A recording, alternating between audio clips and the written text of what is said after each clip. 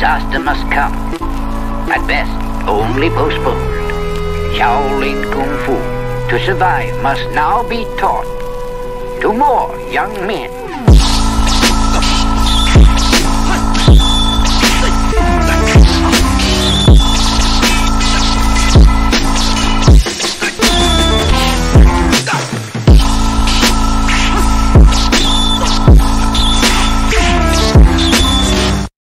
Welcome once again to another episode of Fits, Kicks, and Flicks, a podcast about martial arts, movies, and life. I am one of your hosts, Eugene Plowden, and with me, as always, my podcast partners, Joe Hartley and Angel Diaz. What's up, fellas? What's up? What's going on? If this is your first time with us, I want you to know we are members of the Martial Arts Internet Network. On Tuesdays, you got the Inside Scoop with Alex and Jeff. Wednesdays is us, Fits, Kicks, and Flicks with Gene, Joe, and Angel. Thursdays, we got the traditional way with man, I messed that up. I messed that up. My bad. Thursdays is us. That's right. Angel messed it up too. He didn't correct me. Well, I'm just going off of you. I know, man. I know. You know. Wednesdays, we got the traditional way with Brett Shumway, and then once every month, we got the extra scoop with Peyton Fender and Jeff Doss. For more information, you can check us out on all of our social media platforms. Just look for the Martial Arts Internet Network on Facebook, Twitter, Instagram, YouTube, and Patreon. Fellas, it's showtime. What's going on? All right, y'all ready? Talk about The Quest. Jean-Claude Van Damme. All right, I feel like let's just call it Bloodsport and just get on with this shit. Let's go. I mean, but you know what? It's even more so because I never caught this. Did you see at the beginning? It was Frank Dukes with Jean-Claude Van Damme that wrote this story. So this had to come out before Frank Dukes got found out. So that makes sense. That's why this was just him. We should bring him on for an interview. Frank Dukes. Ugh, why? I was thinking the same thing, Joe. But I no. I think here's the problem. We would get 5 minutes into the interview, and you think either one of us are keeping our mouth shut about that? You think he hasn't already been talking? He's gonna hang up on us. It's gonna be over before we start. And I'm fine with that. I'm good. Because that's the first question I'm gonna be like, okay, so why did you make this shit up? Like, yeah, you know what's crazy is that you do that, and we're so like, yo, Joe will be like, all right, straight to the controversy. Are you real or did you make all this up? Like, but you know what, guys? I kind of disagree with you guys. Like, this does not remind me of Bloodsport at all. What? It doesn't. I mean, besides them fighting in a tournament, it was like a Lionheart Bloodsport put together. Both of those. I mean, the story doesn't remind me of Bloodsport at all. You know what it reminded me of? What? A martial art Peter Pan. That's what this shit reminded me of. Because at the beginning, Jean-Claude Van Damme is running around with the Lost Boys.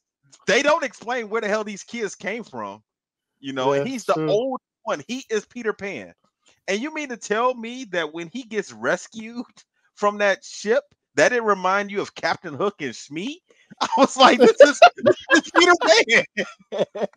You just changed my entire outlook of this movie. I hate you. I hate you. That is where's Tinkerbell? The reporter? No, that's Wendy. That was Wendy. It was. Okay, who's Michael and Peter? No, them I don't know. I don't know, but that's literally what I was. I'm sitting there having my nightly medicine, and I'm watching. And I'm like, oh my god, this motherfucker Peter Pan and this motherfucker. I can't watch this movie ever again. That's all I see now. Go ahead, Joe. I hate you so much. It's not wrong. Martial arts Peter Pan, it's not bro. Martial arts Peter Pan. Oh my lord. Okay, so the movie is set in 1925, which is interesting because that makes basically Chris Dubois, Jean-Claude Van Damme's character, is like 80 something at the beginning of this movie. He walks into a bar, he gets a coffee, and some ruffians or thugs or whatever you want to call them come in, and he beats all three of them up. Well, he beats two of them up and tells the other one to get beat. That lost. I did not like that part. It just was. I mean, I it understand starts him telling the story of how he did all this. But well, I mean, we see stuff like that in movies all the time. You know, you beat a bunch of guys up. There's one person left who didn't get beat up, and they look scared. And they run away, right? Well, yeah, I don't know if this guy's gonna come back with a gun and blow my head off. You know, that's what would happen in real life. well, You know, doubt especially when all my they homeboys must not be stressed able, out. they must not be able to afford a gun because they were holding the place up with a knife. They're right.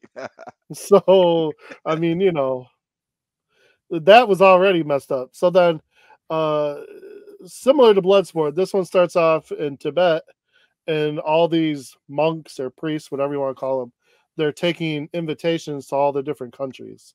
Now, unlike Bloodsport, we're seeing basically you see everybody, but no one's really training. So that was a little bit different. But I mean, they got everything from fencing to boxing to sumo wrestling to kung fu. They go from Spain to China, Japan, everywhere they can. And the USA fighter is Maxi Divine, who's a boxer. So only reinforcing. I wonder who that was Only supposed to be. Like, well, that would have been like James Braddock or something at that time, or Max Baer or something.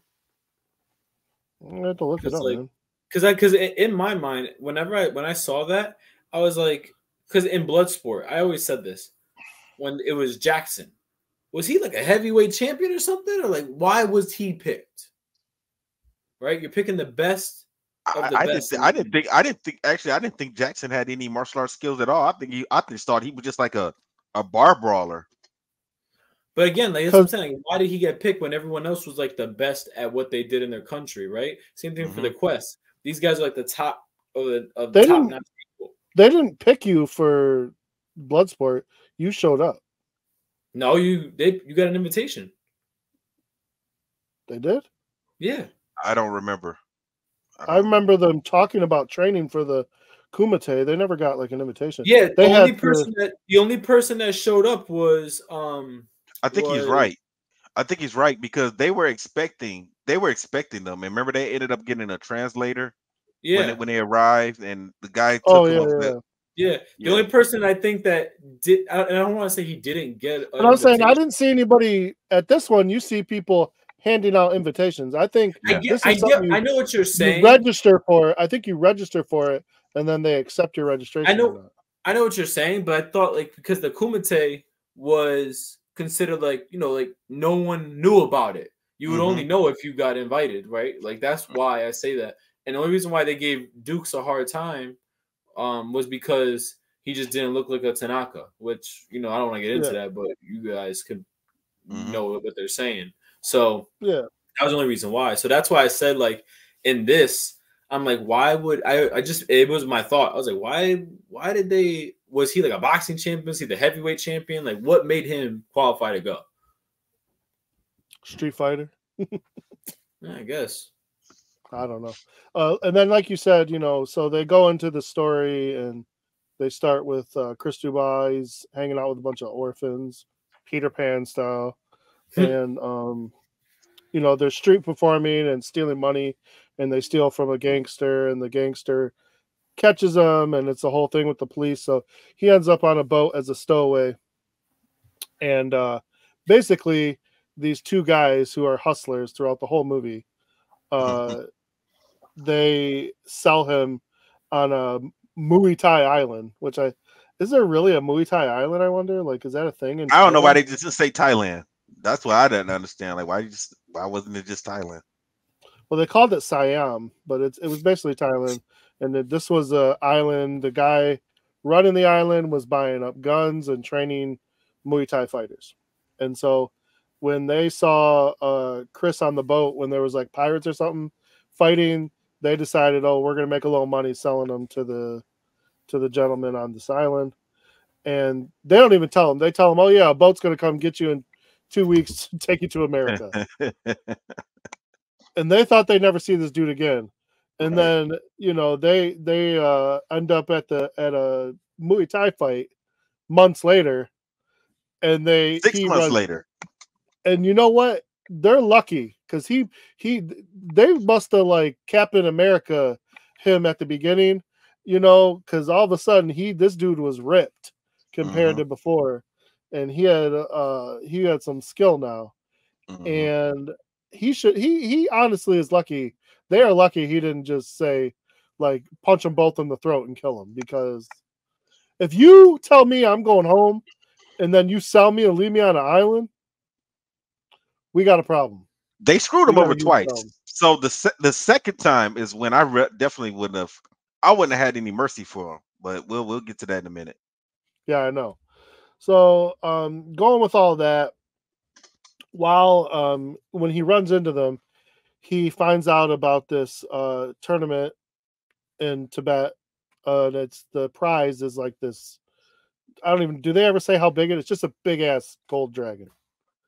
Pure gold. And that's the prize. That's the prize for winning the tournament.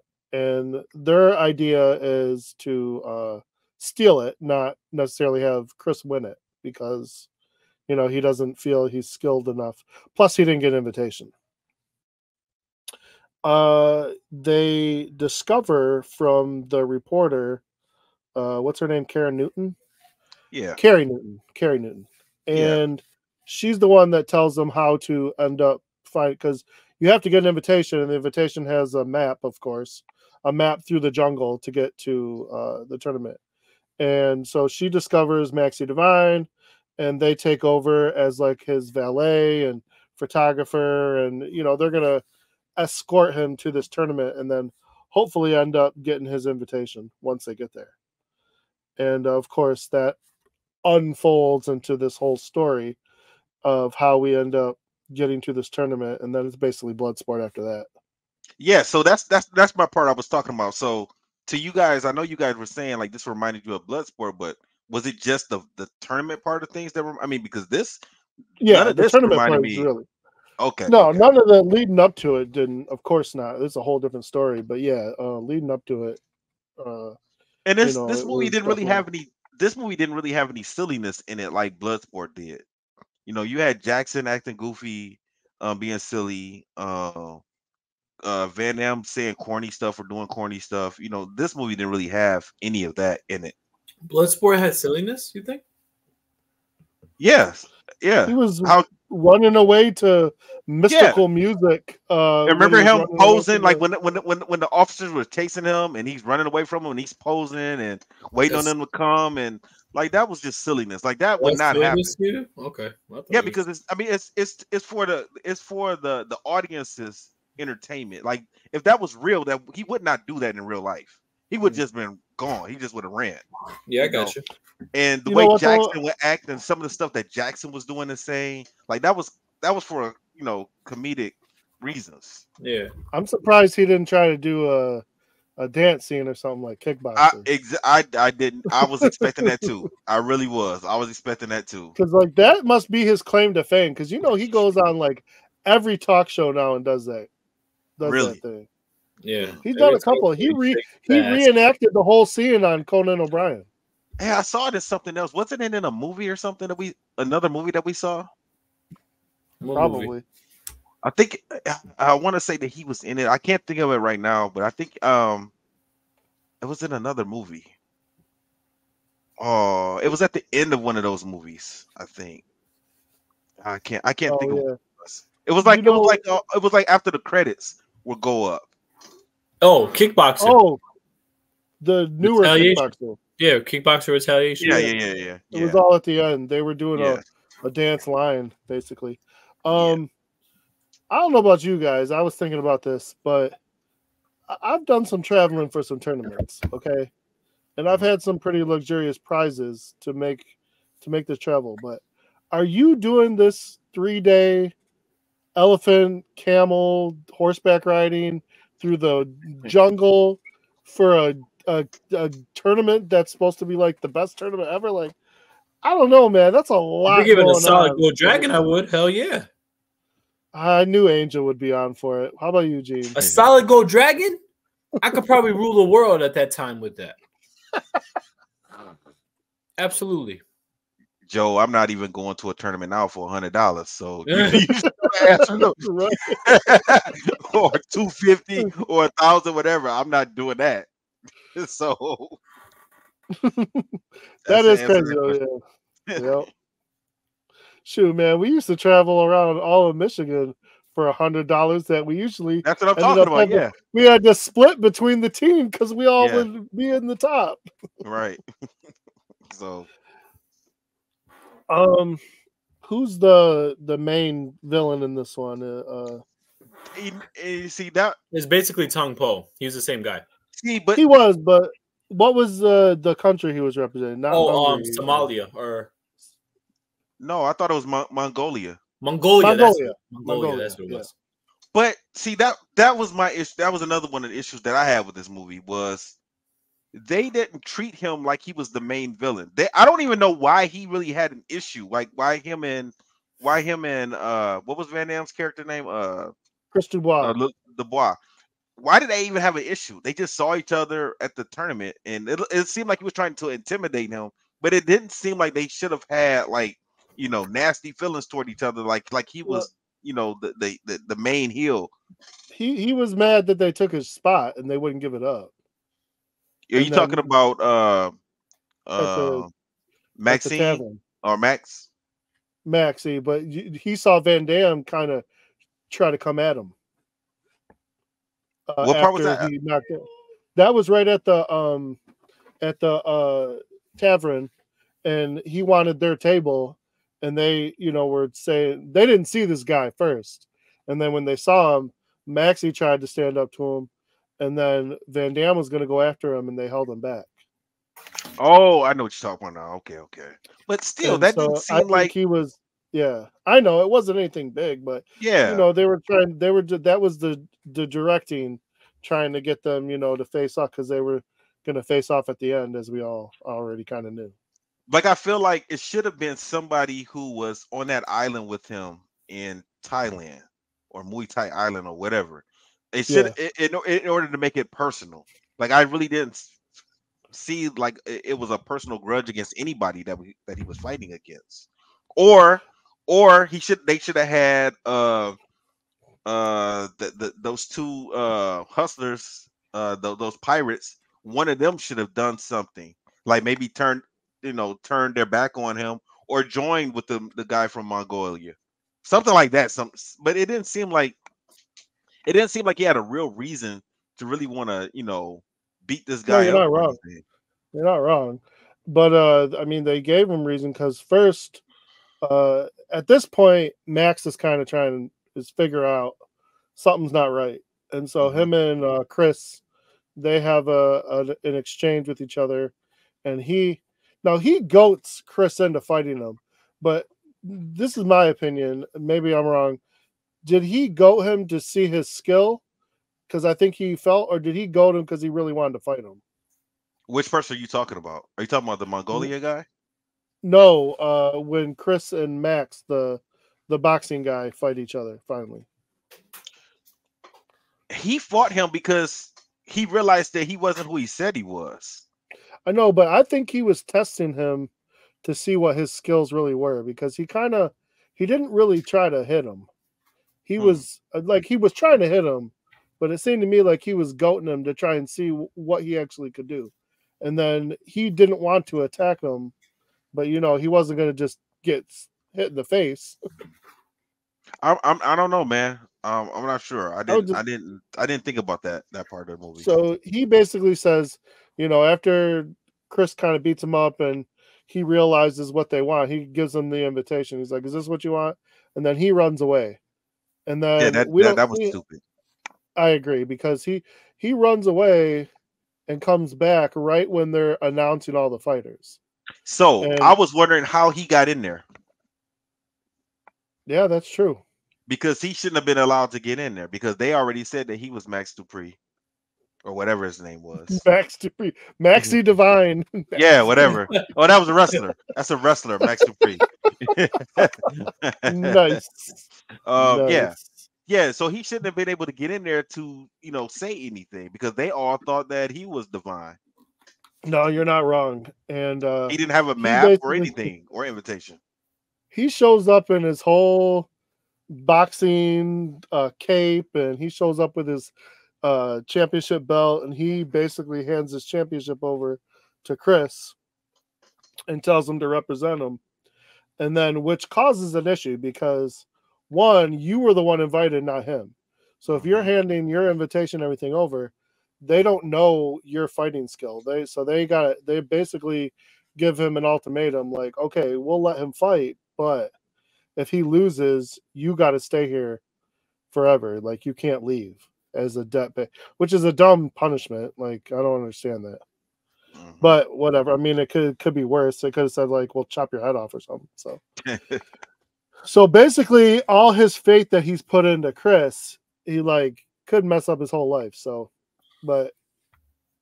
and then they talk, and the tournament gets underway, and they pull cards, and they call you by your country, and it's just country versus country until we get to the end. And you know what? This they should have did a fight montage because they were showing us all of the fights. I'm like, hurry up! Like, I don't need to see all of this. They were short fights, though. They were short fights. They were, but it just seemed like it was just too much for me. No, I agree 100% because, I always like good montage, but Bloodsport did that through some of the lesser rounds where you just saw a little bit, you got a little music, and then they would show the important fights, Jackson and Dukes and Chun Li, and I think I agree with you on that. But I think the idea behind this was they wanted to show the different fighting styles of all these countries. You're right. But I think they could have did that with a montage also. But yeah, I hear you. I agree because I think we could have got most of that. I mean, really, until you got into the later rounds, there really wasn't a whole lot of much into the fighting anyway. We didn't see any type of montage in this movie at all. No, not fighting or training. I don't think Van Damme's a huge montage kind of guy. What do you mean? Most of his fights are montages, or most of his movies, his famous ones were montages. Then maybe that was it was one movie. It was just entirely too many montages. I think one of them. I think it might have been Bloodsport. Like, I think they did more. They had quite a few of them. They had quite a few in there. Yeah. It was a lot. I some of these fights there, I like seeing the different fighting styles. But some of it was ridiculous, like the sumo guy, at the beginning taking out the little was he Chinese or Korean, I think. He just literally like threw that guy and broke his neck, it seemed like. And then how are you gonna have Brazil with a bunch of drums? If I'm fighting against Brazil and you're hitting all these drums and making all this noise, don't you think that's distracting? Like, that's kind of annoying. I was wondering if Angel knocked that guy out. I want to know if Angel was enjoying that capoeira guy. No. That's what I wondered when I saw that part. I was like, no. I wonder if he enjoying this. No. I like the capoeira guy I like is the one that that usually does all the capoeira. If there's ever a capoeira fighter, he's usually the guy that gets casted like the mid 2000s to now. He has dreads. He's was he the guy that was in that movie? Yeah. Okay, I know but The Undisputed, he was in that one. Yeah, I like watching him. But no. Outside of that, no. Which is crazy because, side note, I've been noticing a lot of capoeira reels have been going viral. There's like a bigger, heavier set guy that's doing capoeira. He's doing like spinning wheel kicks over like a 6 foot tall pole. No. I mean, it looks nice and it's creative. So is Cirque du Soleil. It looks nice, but I just my point last one was I just don't know how well it would do in a real combat situation. I just don't know. Like, here goes our Tai Chi talking again. I think it was. I'm just saying. Like, I don't see anybody in the UFC doing any capoeira. Yes, they are. Like, what? I've not seen in a fight. I've not seen anybody do capoeira in a fight. I'm not talking about They just showed the first one. They just showed the first one in an MMA fight. It's not UFC. I don't know what it is, but they showed a little reel, and he's probably a local promotion. I think he had 6 or 7 fights where they showed him hitting, winning fights, knocking people out. They didn't show him losing, so I'd like to see. I doubt he won all his fights, but I mean, he was using. It wasn't full capoeira. Like the whole fight wasn't capoeira. You know, like people use capoeira kicks, right, bro? Like you know that, right? I get the application, but I don't think you can full capoeira fight. Like I just don't. I'm only saying that because, you know, I like it. I would like to see it. Gene's saying like, "Oh, like I didn't see that," right? But I'm just saying, though, like, I've not guys. You realize guys are like starting to like incorporate that like into their training. Like they're incorporating like capoeira kicks. Like they're You keep on saying capoeira kicks, and all I'm seeing is, I mean, I see a wheel kick and a spinning hook kick. Like it's not a wheel kick. It's the way they're setting up the kick. It's the way they're saying. I think Cody. Cody Garbrandt did that against this dude at UFC 300. He tried it. Once again, he just did that like 2 weeks ago. You said he tried it. He didn't hit him. The dude kneed him in the chest as he did it. Okay, so once again, that's good. That's going to my point. That's not a smart thing to do. Okay, and how many people try spinning back kicks and they don't land them? Like, you got to set a spinning back kick up properly. You know that. You're a black belt. You know that. You can't just do it. Yeah. A white belt would just throw us. If you teach a white belt or gold belt how to do a turn side kick, they'll just do it. They don't know how to properly set it up. Just because you can do something doesn't mean you should. Hey, wait. I got the best story. Okay. One of my buddies, he was training over at he was doing Muay Thai training and MMA, like at an MMA school, Muay Thai and grappling training. So he goes to a tournament with on my birthday in Canada, okay? And I think he was like a white belt with a yellow stripe. And I showed him a spinning hook kick one time. Like I just showed it to him. I didn't tell him to use it ever. He hit the guy with it. Exactly. He hit the guy with it. I couldn't believe it. I said, "Why are you throwing that?" I told you. That's like a intermediate level kick. And he threw it at the tournament. And I think he got second. The only tournament he ever went to, but I was laughing my butt off. I was like, Angel, once again, just because you can do something does not mean that everybody is going to do it and do it successfully. Once again, it goes back to the fighter, not the martial art. I know, but what I'm saying though is you're saying you haven't seen it in the UFC. What I'm saying is they're incorporate. Okay, but we haven't seen real karate guys like that. We haven't. Okay, but they're learning the technique. Well, I mean, wait, hold on. We can't say that. Machida, Wonder Boy. We've seen martial art. I mean, real karate guys in it, so we can't say that. Right? All right. I'm just saying. Like it has to be something. I mean, all I'm saying is they're trying to incorporate the style of fighting into what they're doing. We saw Never Back Down 2. Michael Jai White was teaching them capoeira kicks. That was in what, 2010? Yeah, it's a movie. I'm talking about real competition. Fuck out of here, man! Like Leon Machida was in the damn movie, and he wore a gi. Does that make it a movie? Like, okay. You guys can have this debate later. Let's finish the movie. You guys are hilarious. Man, next thing you know, Angel's going to tell us that the force can be used in a karate tournament or MMA. Oh, God. You know he already thinks that. Didn't you see Yoda in Empire Strikes Back? Didn't you see Yoda? Did you see Yoda? Yes, I did. Now keep going. Okay, a few significant things that are going to happen. So his Muay Thai buddy from the island fights Mongolia. He kills him. So that was like, and I don't know what, like you said, why is this beef between Mongolia and Chris? I don't know, but he did it just to piss Chris off. Now that part did remind me of Bloodsport because that reminded me of Jackson getting beat up, and then he took his little headband. And that the two pirate guys, they want Chris to throw the fight so he can help them move the dragon. But he tries to do it and he can't do it. you know, he's still got Maxie is rooting for him, and he wants USA to win, and you know, he doesn't want to be a loser, all this other stuff. So he doesn't do that. So they move to plan B. They steal the blimp that they have there, and they try to steal the dragon, and that doesn't work out for them because it's got an alarm, and all the monks shoot down the blimp, and now they throw these guys in jail. And now Chris has to win the tournament. He gets no gold dragon. He just gets to save his quote unquote friends Bullshit. who have done nothing to help him in his life except for bring misery.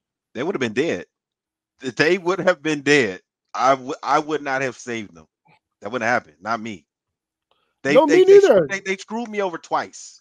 Give me my gold dragon. Thank you. Give me the gold dragon. Give me the gold dragon. Right? Yeah, I would not have helped those guys. They would have just There was died. no one that righteous. I don't know them. Why are we friends? You screwed me over three times, technically, because you did this without me and got in trouble. So now I gotta pull your ass out of the fire. No, thank you. You died. They would. I'm like, that sucks for y'all. Damn. So we get that's what I would have said. That's what I would have said. Sucks to be y'all. That's messed up. We get this big dramatic fight with Mongolia and USA. And we get, you know, Van Damme gets to do his spin kicks and all this. Why did he take the fight outside? Why did they stay in the arena? Listen, man, it got to be dramatic. He thinks he's doing something. Either. Yeah, I didn't get that. I mean, they were already fighting inside. They fell into the audience, and then he said, "Come on, let's go outside." Like, what? I didn't get that. So you know, there's fire everywhere for whatever reason, but he does the job. He beats them up, and then they show a picture of all of them. And he goes back to being an old man, reminiscing about the old times and everybody. You know, and he walked away with the girl. Huh? He walked away with the girl, which was weird to me because at no point unless I missed it, I didn't see them bonding with each other. Like they had a moment at the end where they like touched hands and clinked their cups together, and the pirate guys are kind of looking at him like, "Oh, what's going on there?" But that was it. Yeah. But he never showed him going back and making sure the orphans that he was helping out were taken care of. Like, I feel like we should have. He said it. He said it, but he didn't. Yeah, like, he said it. Really... Which it seemed like it was a narration because at the end there was a book and the girl wrote the book of everything that happened, and he was narrating the book. So, but I would have figured. Well, I guess maybe time has passed. Like those kids, are they still hanging around? They're not going to be there anymore. The police are looking for them. True. The gangsters was looking for him. He could have went back, and them kids would have been dead or gone, or put in foster care or whatever. Something, you know. Something. Yeah. So. All right. Who wants to go first? Gene, what are you rating this one? It wasn't as bad as I was expecting it to be. I kind of like. Me personally, I kind of like this story better than Bloodsport's story. But I would give it a C+. They didn't hate the movie. I hear you. Angel? C-. All right. I think I'm gonna give it a I've always enjoyed this. I never thought it was a super strong movie. I always put it up there around the same as Bloodsport, but I'll give it a B-. It's something I've always thought I can watch it just about any time. So that's kind of how I look at stuff. If it's a movie that I could watch again, if it was a situation where I'm scrolling through the channel and I see it on, could I stop there and see what part of the movie it's on? I think I could do that. You see, with this one, I actually would see the name and I would go past it. That's actually how I thought about it the same way you guys did, but I thought about it like as in I would actually like go past the movie. Like I wouldn't want to watch it. What was your major part that you really did not like about this movie? Or if anything, Angel? The major part, I think you hit the nail on the head, was why did they go outside? I didn't like that part. And I think it was just storyline, like just plot. Like when I watched it, I just felt like I was watching Bloodsport. I just felt like for that movie I can go watch Bloodsport, but I will also say this. I can say that about a lot of his movies. Whether it's Death Warrant, whether it's all of them, Double Impact, they're all kind of like Game of Death style type movies. Like we're just gonna work our way up and we fight the bad guy, and then that's it. Done and over with. At least his movies are more entertaining than Steven Seagal. Oh no, he only has like 2 good movies for me. That's it, and one of them was only because he worked with DMX. Yeah, that wasn't. Yeah, I hear you. I like Under Siege. I like Under Siege. I like Under Siege. That wasn't Under Siege is great. Both Above the Law is the only one that I was like, oh, he's good. And then Cradle to the Grave, I was like, all right, he got the brothers on him now. He got brothers with him now. Now I'm with it. And then after that, I was like, oh, baby, no. There's a few more out there that are decent, but it is what it is. All right. What is next? I should have sent that out earlier. I have an idea. What's up, Angel? Cradle to the Grave. Let's go, baby. Come on. I thought we did already that. Saw it. We did Cradle to the Grave? Yeah. Yeah, my brother came on for the review. Hey, you know what one we haven't done? And actually, I wanted to ask you guys. I know we said we didn't want to watch all of them, but the Universal Soldiers. We didn't watch all of them, but I think we just saw the first one, didn't we? Yeah. Okay, so do you want to do another one? I don't know. Did you guys count that as a martial arts movie or not? Do you guys want to do Jean-Claude Van Damme again? We just got done doing Jean-Claude Van Damme. It doesn't matter to me, Angel. Whatever you want to do, man, we can do. The only reason why I say that is because one of the later on in the Universal Soldier series, it gets really good because then they have him fighting Andrei Arlovsky. And that one was actually pretty cool. So, up to you. We can do the second one if you want. Did you have any idea of anything, Joe, that you wanted to watch? I don't. So. Oh, I got a couple, but What do you think, Joe? Go ahead. Last one. Oh no, like I said, the one of the ones I just thought would be interesting to talk about. Like I said, it's not a great movie, but it's called Bulletproof Monk. Okay. Yeah, I've seen that before. I never watched the movie. I know exactly what you're talking about, though. It's like I said, it's not. The subtitle. Great. No. Okay. But I'm open for. What do you think, Angel? Did you have a preference? No, I'm down for it. If you guys want to do it, let's do that then. That's cool with me. Well, it doesn't matter. Either one's fine with me. Yeah, that's fine with me, bro. I'm down. All right. Let's do this then. Let's do Bulletproof Monk, and then next week let's do Universal Soldier. Is the second one? Yeah. If you guys want, I don't know if we want to do the second one. We might want to do like the. No, I want to do the one that you were talking about, Angel. Yeah. Like I think it's better to do. So this is the thing: Universal Soldier. They made 2 and 3 that didn't have Jean-Claude Van Damme in it.